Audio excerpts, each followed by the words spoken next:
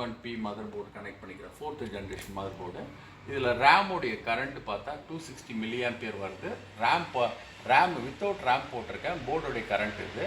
இப்போ RAM உடைய இதை அட்டாச் பண்ண போகிறேன்.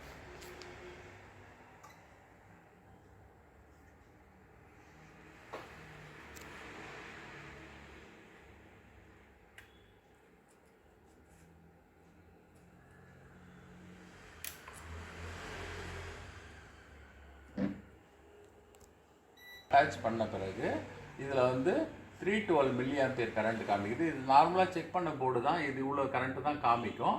பட் வந்து எந்த ஒரு ஸ்டார்ட் அப்பும் ஆகலை. கேப்ஸ் லாக் லைட் எரியல, போஸ்டே ஆகலை. பவர் ஆன் செல்ஃப் டெஸ்ட் வந்து ஆகணும், ஆகவே இல்லை. இந்த கரண்ட் வந்து அப்படியே ஸ்டேபிளாக நிற்குது. இப்போ நம்ம ஆசிலோஸ்கோப்பை வச்சு பயாஸோடைய சிக்னல்ஸ் ஏற்கனவே ப்ரீவியஸ் வீடியோஸில் பார்த்தோம், அதை செக் பண்ண போகிறோம். இப்போ 1 volt 500 மைக்ரோசெகண்ட் வச்சுருக்கேன். 500 மைக்ரோசெகண்ட் இருக்குது. இதை நம்ம செக் பண்ண போகிறேன். இப்போ கேப்ஸ் லாக் எதுவுமே எரியல, பார்ப்போம்.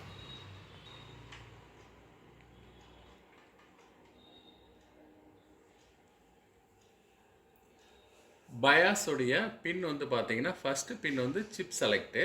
சிப் செலக்ட்ன்றது எஸ்ஐ வந்து பயாஸை ட்ரிகர் பண்ணிவிடும். அந்த ட்ரிகருடைய பல்ஸ் தான் இப்போ வரப்போகுது. அதை நம்ம செக் பண்ணலாம், ஆசிலோஸ்கோப்பில் செக் பண்ணலாம்.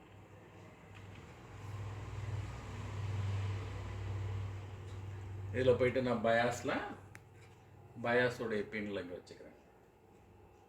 ஃபஸ்ட்டு பின்னு சிப் செலக்டில் வச்சுக்கிட்டேன். வோல்டேஜ் மட்டும்தான் வருது, பல்ஸ் எதுவுமே வரல. இப்போ ட்ரிகர் பண்ண போகிறேன். ட்ரிகர் பண்ணால் உங்களுக்கு அந்த பல்ஸு ஜென்ரேட் ஆகும்.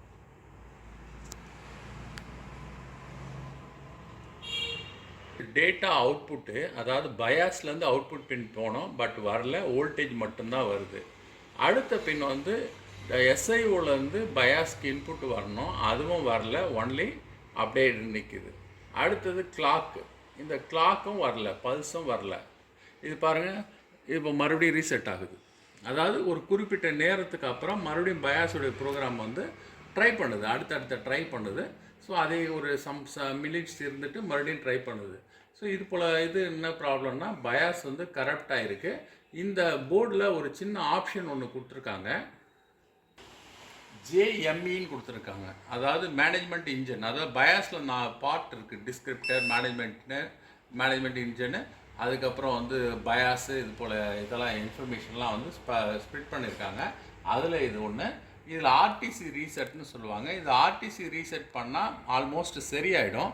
நான் RTC ரீசெட்டும் ட்ரை பண்ணி பார்த்தேன். RTC